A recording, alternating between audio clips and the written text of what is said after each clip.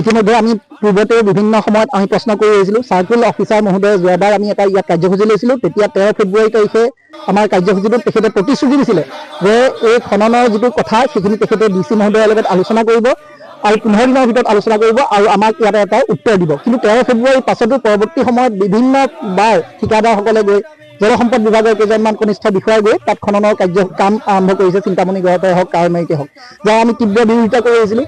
আৰু শেহতীয়াভাৱে আমি যোৱা সপ্তাহত 2-3 দিন পূৰ্বে আমি আয়ুক্ত মহোদয়ক, জিলা আয়ুক্ত মহোদয়ক সাক্ষাৎ কৰিলোঁ। তেখেতে ক'লে যে চাৰ্কুল অফিচাৰ মহোদয়ে কৈছে যে ইয়াত ৰাইজৰ কোনো আপত্তি নাই। আপোনালোকে দেখিছে আজি ৰাইজৰ আপত্তি আছে। আমাৰ ইয়াত ৰাইজ গোট খাইছে, আজি খেতিৰ ভৰপক দিন, এই খেতিৰ ভৰপক সময়তো ইমানখিনি ৰাইজ ইয়ালৈ আহিছে।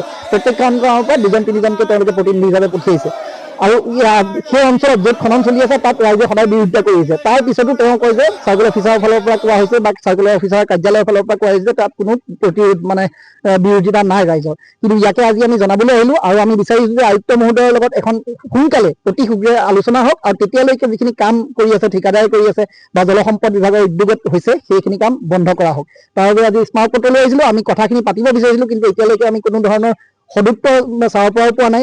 চাৰ্কুল অফিচাৰ এটেচমেণ্ট আছে, তেখেতৰ পৰা আমি সদুত্তৰ এইটো পোৱা নাই যে কেতিয়া আমাক চাৰ্কুল অফিচাৰৰ ফালৰ পৰা কামখিনি বন্ধ ৰাখিবনে নাই আৰু DC অফিচাৰৰ লগত আমাৰ কেতিয়া সাক্ষাৎ হ'ব, সেই কথাখিনি আমি এতিয়ালৈকে উত্তৰ পোৱা নাই। সেয়েহে আমি এতিয়া এটা সিদ্ধান্ত লৈছোঁ, আমি অলপ অপেক্ষা কৰিম আৰু যেতিয়া আমাৰ উত্তৰ আহিব তেতিয়া আমি ইয়াৰ নিশ্চিত হ'ম।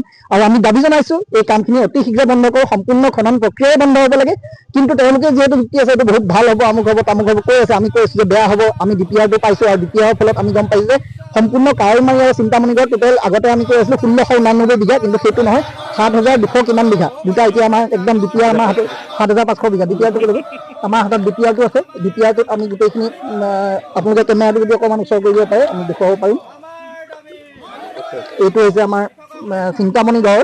এইটো চিন্তামণিগড় মানে গোটেই গাঁওখন আপোনাৰ বৰপুৰ, চিন্তামণিগড়, জেলিঙিটোপ, কেন্দুগুৰি পথাৰ গোটেইখিনি মিলাই 4245 বিঘা, মানে হেক্টৰত লিখা আছে 564 হেক্টৰ। 564 হেক্টৰ যেতিয়া লিখা আছে তাৰমানে আমাৰ হয় 4245 বিঘা। ইমান ডাঙৰ এটা অংশ। আগতে আমি ভাবি আছিলোঁ যে এইটো 1200 বিঘাৰ ওচৰে পাজৰে আমাৰ হ'ব। কাৱৈমাৰীত 3352 বিঘাৰ প্ৰজেক্ট, যিটো DPRত উল্লেখ আছে 447 বিঘা, 447 হেক্টৰ। কিন্তু এতিয়ালৈকে আমাক এইটো নিশ্চিত দিয়ে নহয় এইটো কেনেধৰণে খানিব, কি হ'ব, এইটো বিষয়ে আমি বাৰে বাৰে সুধি আছোঁ। DPRখনো তেওঁলোকে যেনেধৰণে বনাইছে DPRখনে মানে সম্পূৰ্ণ তথ্যই নাই তাত। কেনেধৰণে খানিবলৈ ওলাইছে, কিমান খানিব, খানি পেলাই মাটিখিনি ক'ত থ'ব সেই বিষয়ে উল্লেখ নাই। গতিকে এইখিনি কথা আমি জানিব বিচাৰিছিলোঁ। ইয়াৰ ফলৰ পৰা তেওঁ কয় যে বহুত লাভালাভ হ'ব, কিন্তু বহুতটো বুজাব নোৱাৰে কি বহুত।